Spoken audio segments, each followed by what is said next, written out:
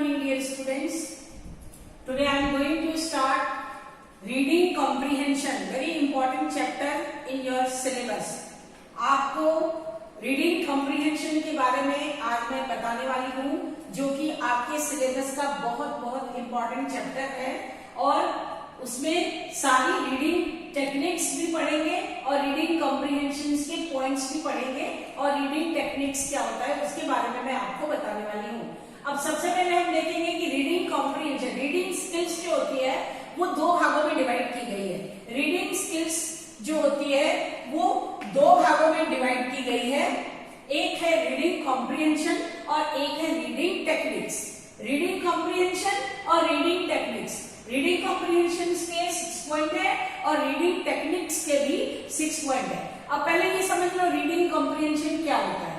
Reading comprehension ये होता है कि जितने भी तरह के स्किल्स होते हैं, जितनी भी तरह की जो सॉफ्ट स्किल्स जो मैं पहले पढ़ा चुकी हूँ, वो सॉफ्ट स्किल्स आपकी फॉलो करने के लिए जो रीडिंग कॉम्प्रिहेंशन, रीडिंग की जो स्किल्स को फॉलो करना है उसको हम रीडिंग कॉम्प्रिहेंशन कहते हैं। यानी कि जब भी हम कोई रीड करते हैं, कोई चैप्टर रीड करते हैं, कोई पैसेज रीड करते हैं, तो उसमें हमको कौन कौन से पॉइंट्स को फॉलो करना है उसको रीडिंग कॉम्प्रिहेंशन कहते हैं।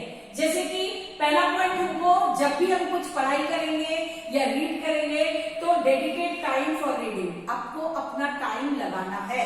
ऐसा नहीं कि जल्दी जल्दी में आपने 4 लाइन पढ़ दी, 8 लाइन पढ़ दी, एक पैसेज पढ़ लिया, नहीं, आपको थोड़ा टाइम लगा के रीड करना है ताकि वो अंडरस्टैंड हो जाए, थोड़ा बहुत तो समझ में आएगा। जैसे मान लीजिए एक पैराग्राफ आपने पढ़ा, उस पैराग्राफ में आपको 50 लाइन का एक पैराग्राफ है, उसमें से आप अगर समझ के धीरे धीरे रीड करेंगे तो कम से कम आपको 10 लाइन तो समझ में आ ही जाएगी।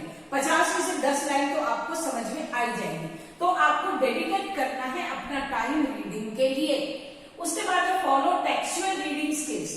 जब भी आप कुछ रीड करते हैं, कोई भी चीज को आप जब रीड करते हैं तो टेक्सचुअल रीडिंग पढ़ना है। यानी कि जैसे कि हम ये समझेंगे कि ये टेक्स्ट के हिसाब से समझा जा रहा है, यानी कि उसको जब भी पढ़ें तो अंडरलाइनिंग करते हुए पढ़ें। कोई भी पेंसिल ले ले या फिर कुछ मार्कर ले ले, कोई डिफिकल्ट वर्ड है उसको अंडरलाइन करें और उसको बाद में अलग से एक कागज में नोट डाउन करें और उसको डिक्शनरी के द्वारा उसकी मीनिंग देखें, उसकी स्पेलिंग देखें। तो ये होता है फॉलो टेक्सचुअल रीडिंग स्किल्स। उसके बाद है लिमिट स्क्रीन टाइम, यानी कि जब भी आप रीड कर रहे हैं तो आपको दूसरी कोई स्क्रीन नहीं देखनी है।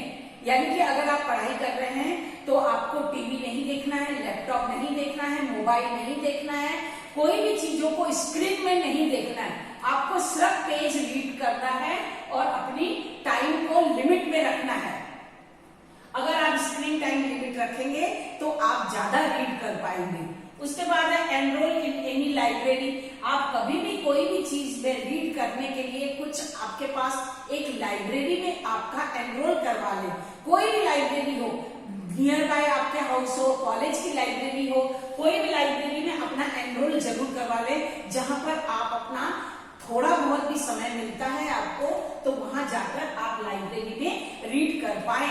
तो एनरोल इन एनी लाइब्रेरी, ये सारी कॉम्प्रिहेंशन में आती हैं। उसके बाद है लीड बाय एग्जाम्पल। जब भी आप कोई चीज रीड कर रहे हैं तो आप उस चीज को एग्जाम्पल के द्वारा रीड करें। यानी कि जब भी आप रीड करेंगे तो ये समझे, जैसे आपने कोई रीड किया, आपने पैसेज रीड किया, मान लो इंग्लिश का कोई एक पैसेज आपने रीड किया, अब आपने जैसे ही रीड करेंगे तो उसमें कोई ना कोई ऐसी कोई शब्द आएगा या ऐसी कोई लाइन आएगी जो आपके किसी और सब्जेक्ट से भी रिलेट करेगी। तो उस एग्जाम्पल के द्वारा भी आप उसको याद कर सकते हैं। इसके अलावा भी कभी आपके पेरेंट्स ने कोई एग्जाम्पल दिया हो या फिर कभी आपके फ्रेंड्स ने कोई एग्जाम्पल दिया हो, तो उस एग्जाम्पल के द्वारा उसको जोड़ें। उस रीडिंग स्किल्स को एग्जाम्पल्स के द्वारा जोड़ेंगे तो आपको हमेशा के लिए याद रहेगा। तो आपको रीड बाय एग्जाम्पल। उसके बाद है गेट क्रिएटिव। जब भी आप कोई रीड करें तो एक क्रिएटिव वर्क के हिसाब से उसको रीड करें कि मैं ये पैसेज पढ़ूंगा तो मैं इसमें पढ़ने के बाद मैं इसमें से जो भी एक शब्द को आपने जैसे कि कोई टेक्स्ट का अंडरलाइन किया तो उसको आप दूसरे सब्जेक्ट, मान लीजिए आपने कंप्यूटर के लिए पढ़ा या मान लो आपने मशीन लर्निंग के बारे में कुछ पढ़ा, तो आपने मशीन लर्निंग का ये आपके टेक्निकल्स में भी आता है, तो आप उस एग्जाम्पल को अपने दिमाग में बिठा देंगे तो आप आगे चल के उसी को रिलेट करते हुए एग्जाम में लिख सकते हैं। तो गेट क्रिएटिव, ये आपका हो गया कॉम्प्रिहेंशन, रीडिंग कॉम्प्रिहेंशन। अब हम आते हैं रीडिंग टेक्निक्स पे, यानी कि हमको जब भी कोई चीज रीड करना है तो 3 चीजों को, टोटल 6 जो पॉइंट्स है उसको फॉलो करेंगे। तो हम इस एग्जाम्पल को फॉलो करेंगे, यानी कि SQ3R रीडिंग स्किल्स। SQ3R एक टेक्निक होती है, इसको रीड करने के लिए एक टेक्निक है SQ3R रीडिंग टेक्निक्स, यानी कि S यानी कि सर्वे। सर्वे, जब भी कोई चीज पढ़ेंगे तो आप क्या कोई भी चीज उठा के थोड़ी ना पढ़ेंगे, आप तो उसके विषय में, आपको जैसे क्लासरूम में पढ़ाया गया तो आपने उस क्लासरूम में देखा कि आपका कौन से सब्जेक्ट का आप पढ़ रहे हैं, तो आप उस सब्जेक्ट का थोड़ा सर्वे करेंगे। अब जैसे मान लीजिए कॉलेज में आपने एडमिशन लिया, तो आपने उस कॉलेज के बारे में सर्वे किया होगा, दोस्तों से सुना होगा, तो सर्वे मतलब आपके उसके विषय में आप जानकारी हासिल करें, सर्वे यानी कि S। तो ये यहाँ पे S का फॉर्मूला क्लियर हुआ। उसके बाद Q यानी कि क्वेश्चंस, आप कोई भी चीज का कोई समझ में नहीं आता है तो क्लासरूम में क्वेश्चन करते हैं, तो वो क्वेश्चंस जरूर पूछना है आपको क्वेश्चन पूछने के लिए पीछे नहीं हटना है, आपको क्वेश्चन हमेशा पूछते रहेंगे तो आपका क्यू सॉल्व हो गया। यहाँ पे इस फॉर्मूला से लेके एस सॉल्व हो गया सर्विस से, क्यू सॉल्व हो गया क्वेश्चन से। उसके बाद रीडिंग, 3 रीडिंग, 3R यानी कि first R, second R, third R, यानी कि पहला R जो है वो रीड कहलाता है। कोई भी चीज को रीड करने के लिए पहला R यूज होता है। आप पढ़िए, जितना हो सके पढ़िए, पढ़ेंगे। A good reader is a good writer. जितना जो ज्यादा पढ़ेगा वो एक अच्छा राइटर बन पाएगा, जो कि एग्जाम में आपको लिखने में काम आएगा। तो पहला रीड सॉल्व हो गया। उसके बाद रीड, दूसरा रीड है रिकॉल, यानी कि जो भी चीज आप पढ़ रहे हैं उसको याद रखिए। यानी कि याद आपको कैसे रखेंगे? टेक्सुअल रीडिंग के द्वारा। यानी कि आपको कोई चीज को पढ़ रहे हैं तो उसको अंडरलाइन करिए, उसको अंडरलाइन करने के बाद अलग से नोट डाउन कीजिए उन शब्द को नोट डाउन करके डिक्शनरी से उसकी मीनिंग निकालिए, उसकी स्पेलिंग याद करिए, तो वो हो गया रिकॉल, आपको वो याद रह जाएगा।